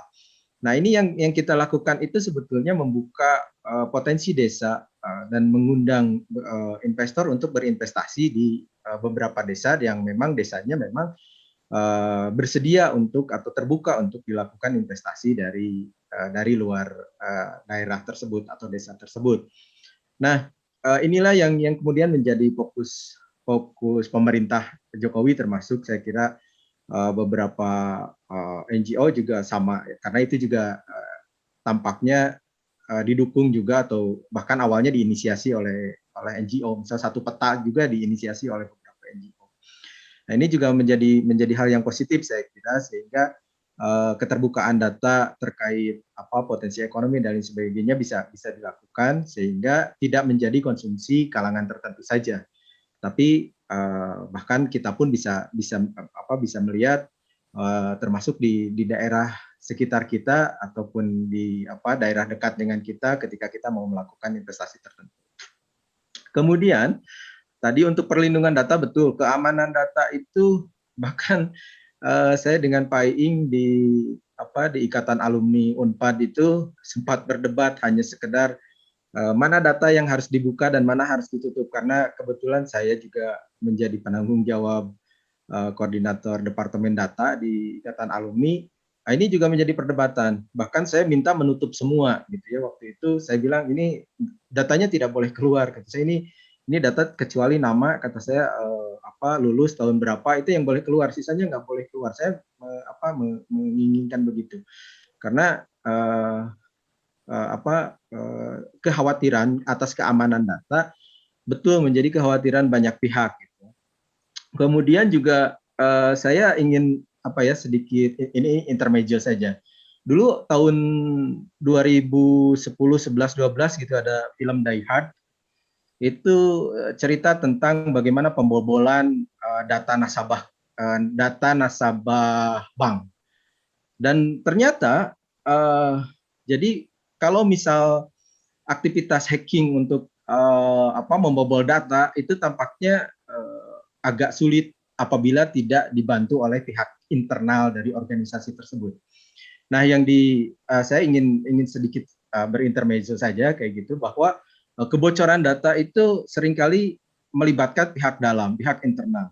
Kalau di film itu justru ada orang yang dihianati, kemudian merasa dirugikan, sehingga akhirnya dia berkomplot untuk mengekspos data dan kemudian melakukan kriminalisasi dari tindakan kriminal dari data itu. Nah, seringkali begitu yang terjadi. Tetapi sebetulnya pemerintah sendiri saya kira sudah cukup baik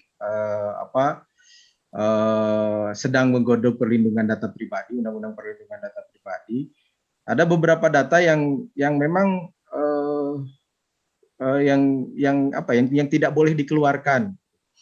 Nah, ini juga saya kira penting, beberapa data terkait data biometrik, data genetika, misal bahkan agama, kepercayaan itu tidak boleh diekspos. Itu saya kira sesuatu yang baik untuk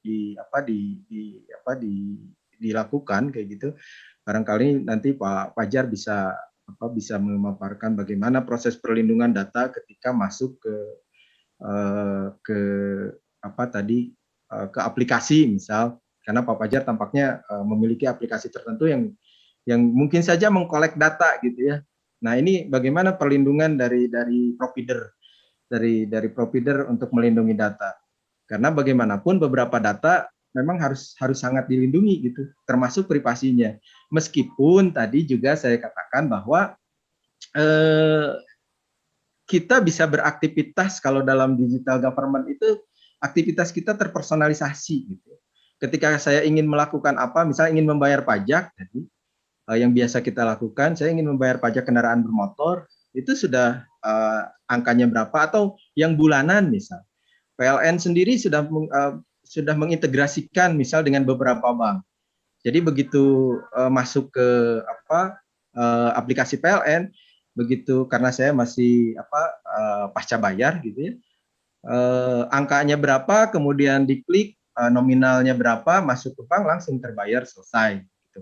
Jadi semuanya dilakukan dalam satu perangkat atau dalam satu smartphone. Meskipun memang ada beberapa data yang seperti biometrik misal, itu juga masuk. Kenapa? Misal ketika saya menggunakan aplikasi perbankan itu pakai jari saya untuk bisa mengaksesnya misal. Nah ini juga keamanan datanya juga terus terang menjadi kekhawatiran kita semua, bahwa data itu jangan sampai kemudian menjadi bocor. Misal ketika saya mau membuka aplikasi perbankan misal, saya menggunakan biometrik. Nah artinya perbankan tersebut mengkolek data kita terkait dengan data biometrik. Nah ini juga saya kira pertanyaan yang sama, nanti kemudian ke Pak Fajar ini bisa menjelaskan bagaimana data-data tersebut ketika dikoleksi oleh apalagi oleh sektor swasta misal. Jika terjadi ya seperti yang kalau di film Die Hard itu ada orang yang kecewa kemudian mengangkut data itu keluar misal. Ini kan juga berbahaya. Itu saya kira sedikit komentarnya, mudah-mudahan nanti bisa dilanjutkan oleh Pak Fajar. Terima kasih Pak Moderator. Assalamualaikum warahmatullahi wabarakatuh. Terima kasih Pak Fajar, barangkali ada tambahan? Kalau kami lebih pada sisi masyarakatnya, sisi penggunanya, bahwa kami lebih pada pengamanan data pribadi kita. Adalah konsekuensi. Jadi dalam sebuah aplikasi itu ada dua hal, mau aman atau mau nyaman. Kalau mau nyaman udah santai-santai aja, cukup dengan nomor handphone kita bisa melakukan apapun dengan aplikasi. Tapi kalau mau aman berarti makin detail.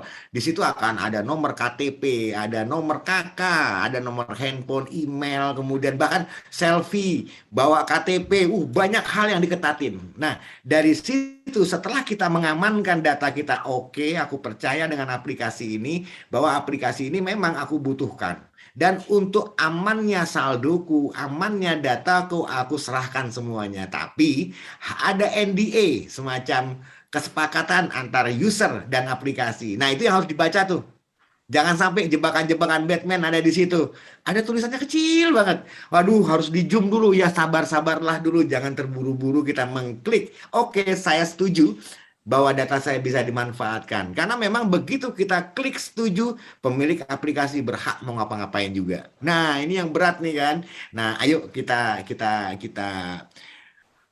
mulai peduli dengan data pribadi kita. Sederhana data pribadi, sederhana banget. Ternyata hanya sebuah nomor handphone ini bisa harganya mahal. Karena apa? Aku bisa nge-share produkku lewat nomor handphone ini. Provider, ada nggak daftar nomor handphone X gitu. Berapa butuhnya? 2.000, tapi yang pemakaiannya sekian. Yang orangnya suka buka YouTube, yang orangnya suka belanja online. Ada. Gitu kan. Hanya dengan nomor telepon doang tuh. Oke, berapa harganya? Nah, kita bayar sesuatu, mana kontennya, sini wordingnya, aku SMS 11 SIM. Aku kirimin notifnya, gitu kan. Nah, pemanfaatan data itu apakah salah? Salah dan benar tergantung sudut pandang. Kalau di sisi peningkatan ekonomi digital, waduh, ini memang benar, memang beginilah caranya menjualkan produk dengan media digital. Nah, nggak mungkin bisa terjual di media digital kalau mereka para penjual itu nggak punya data digital. Nah, data digital apa yang kita masukkan? Nah, itu yang harus kita mulai peduli.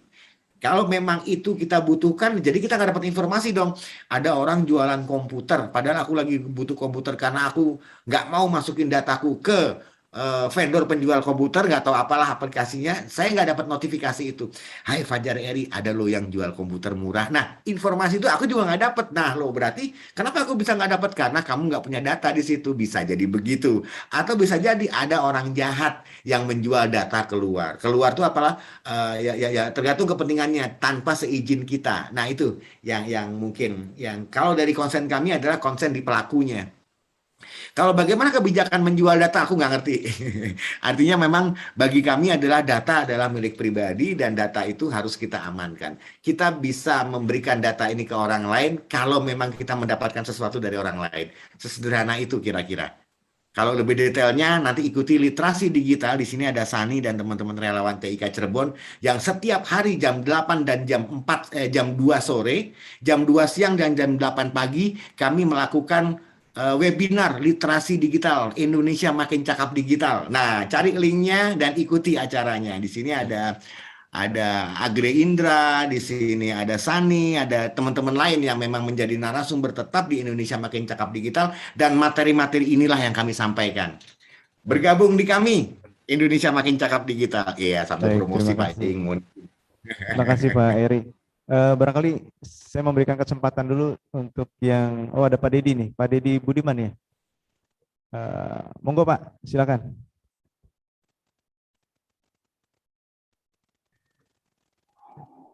Mohon maaf, saya pakai masker Pak Fajar ya. Wajib Pak.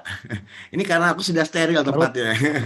Iya, saya baru tiba dari luar rumah. Terima kasih Pak Tommy, menarik paparannya. Betul bahwa pelayanan berbasis IT itu kewajiban dan suatu keniscayaan. Ya. Nah, barangkali, mohon maaf, terdengar suara saya, Pak Fajar? Yap. Oh, Pak moderator, terdengar suara saya? Terdengar Pak? Terdengar jelas. Oke, mohon maaf ya, kan pakai masker. Maksudnya begini, mungkin diperlukan satu indeks pelayanan publik berbasis IT sehingga kita bisa melihat ya ranking lah barangkali istilahnya ya. Kalau di kampus Pak Tommy kan ada webometrik ya. Nah, di situ barangkali masyarakat bisa menilai Pemda mana sudah lebih advance dalam melayani masyarakat berbasis IT. Dengan demikian, tiap Pemda akan mencoba, mohon maaf dan tanda kutip, kompetisi begitu ya, melayani masyarakat dengan berbasis IT. Itu barangkali yang dimaksud dengan indeks tadi, Pak Moderator ya.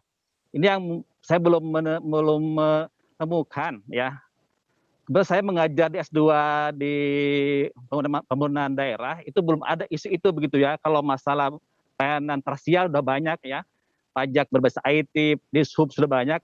Nah, barangkali sekarang di blended di suatu composite index yang menunjukkan tingkat literasi, tingkat maturity. Nah, barangkali tingkat maturity IT berbasis IT di masing-masing Pemda atau kota, kabupaten, provinsi, itu maksudnya indeks tersebut. Demikian Pak Tommy. Terima kasih Pak Fajar, terima kasih. Pak Ing, mohon maaf, saya selalu pasif ya, mendengarkan terus acara ngopi ini. Terima kasih. Terima kasih Assalamualaikum Pak Budi. warahmatullahi wabarakatuh. Waalaikumsalam warahmatullahi wabarakatuh. Baik, kita masuk ke pertanyaan. Masih ada satu pertanyaan di chat. Sebentar, saya bacakan. Iya, kepada Kang Eri, dengan posisi sebagai CEO Kiren dan Timani, bagaimana cara untuk mengembangkan bisnisnya di tengah maraknya sistem pembayaran digital saat ini di Indonesia? Terutama saat pandemi berlangsung, begitu banyak pengembangan bisnis pembayaran digital ini dikembangkan. Terima kasih Pak Joko. Pak Joko dari Bali ya. Monggo Pak Eri. Siap, terima kasih Pak Joko. Sekaligus nih Pak Joko, tanggal 30-31 kami menyelenggarakan Festival TIK di Bali Pak. Di Bali, di Denpasar. Kalau Pak Joko berkenan, ayo kita ngopi-ngopi. Karena di situ ada kopi Bali yang keren nih. Arabikanya top banget Pak Ing. Kalau senggang nanti Kang Ipin tolong diajak Pak Ing. Nah Pak Joko. Mantap Kang Iri. Sip. Kebetulan gini Pak Joko, mohon maaf, saya secara kedinasan saya memang ada di Telkom.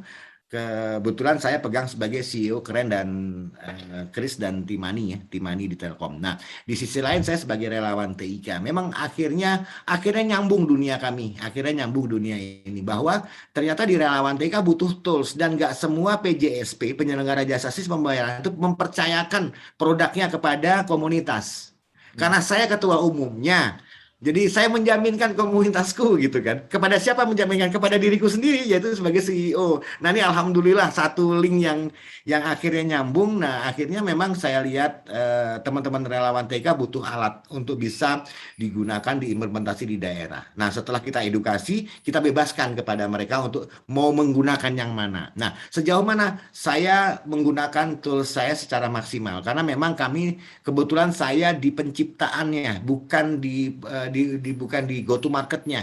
Jadi saya butuh validasi atas produk saya. Jadi di tugas saya sebagai CEO Telkom, saya bertugas untuk memperkuat layanan ini sesuai dengan voice of customer, sehingga justru saya punya kesempatan untuk menyebarkan ini ke daerah melalui teman-teman relawan TIK. Kami membuka pintu untuk teman-teman dinas atau pelaku-pelaku usaha di daerah, justru di daerah bukan di kota besar sebetulnya, untuk bisa memanfaatkan ini. Kalau di kota besar kami nggak akan bisa bersaing dengan teman-teman PJSP lain. Jadi kita nggak jualan, Mbak. Kita nggak jualan, kita lebih banyak pada mengedukasi masyarakat untuk memanfaatkan aplikasi yang sejenis nih.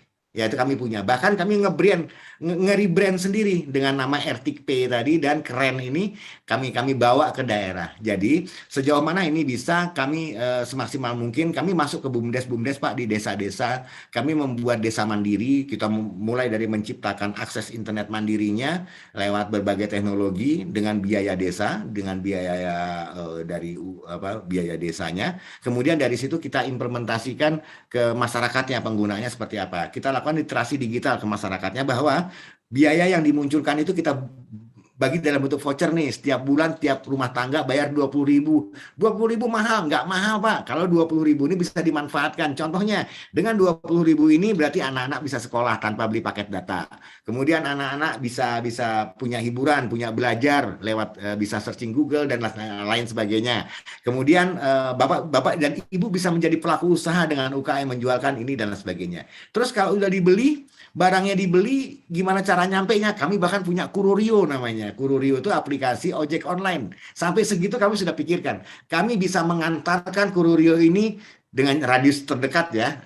Artinya kita buat close user lah.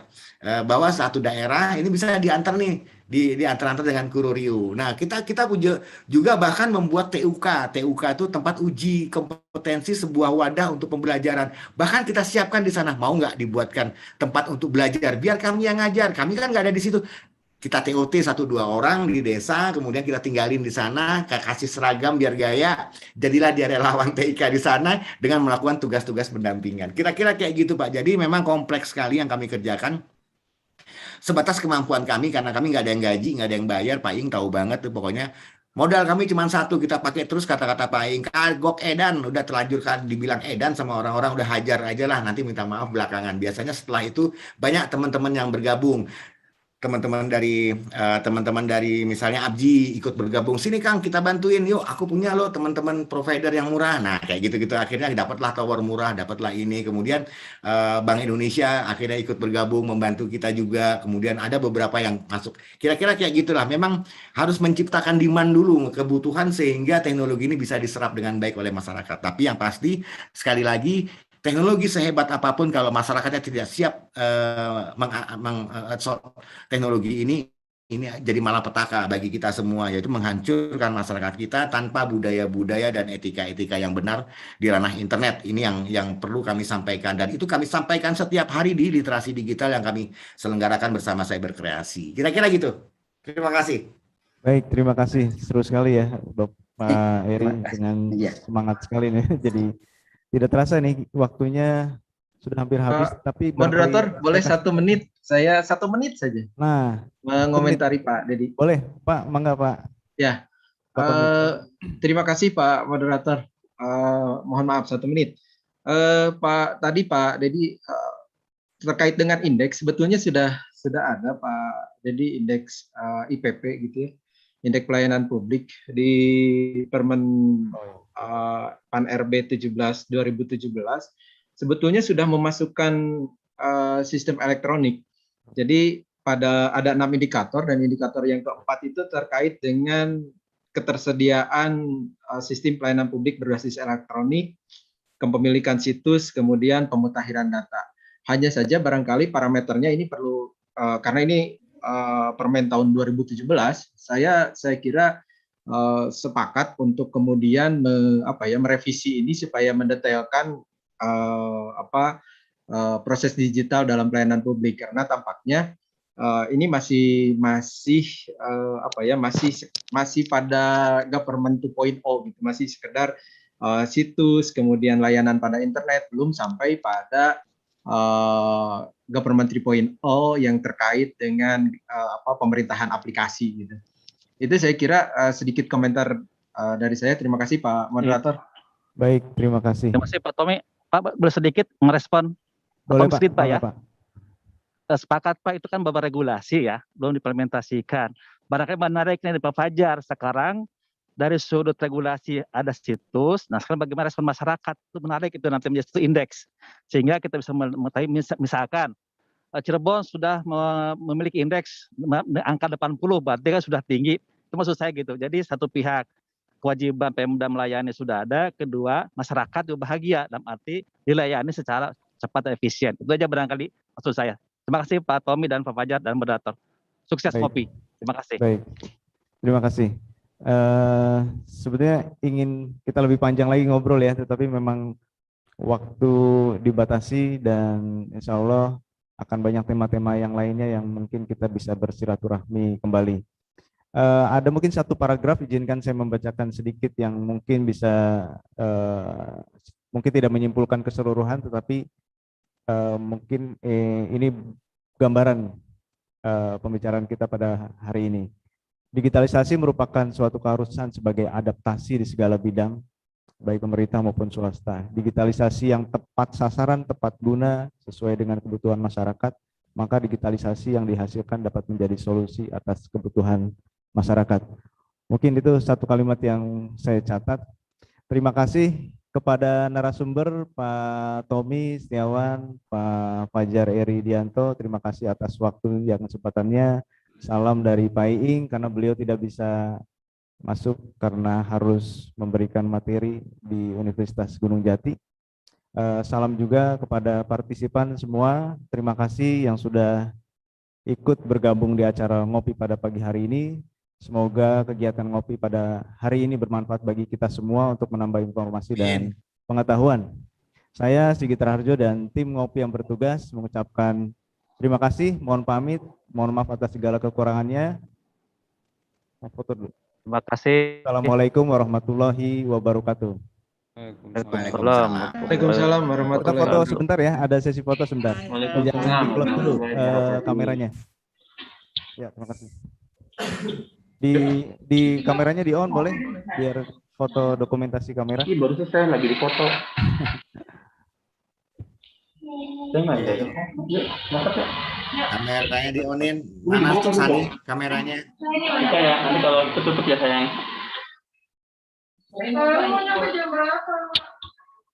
Hah? Saya Pak Tommy, makasih ya Pak Tommy. Terima kasih Salam kenal, semuanya. Pak. Sama-sama. Salam Terima kasih, kenal Pak Fajar, Pak Fajar. Pak Tommy. Terima Kapan-kapan kasih. Siap. saya. Salam tebak-tebak Pak Tommy, Pak Fajar. Ya, Siap. Pak terima Joko, kasih. ntar di Bali ya Pak Joko. Kita ketemuan ya, ngopi ya. Ya. Asik, aku punya teman di Bali loh. Salam kenal Pak Joko di Bali. Ya, terima Terima kasih. kasih Saya semuanya. Terima pamitan. kasih Pak Moderator. Oke, Pak terima Fajar, kasih. dan Assalamualaikum warahmatullahi wabarakatuh. Waalaikumsalam. Assalamualaikum warahmatullahi wabarakatuh.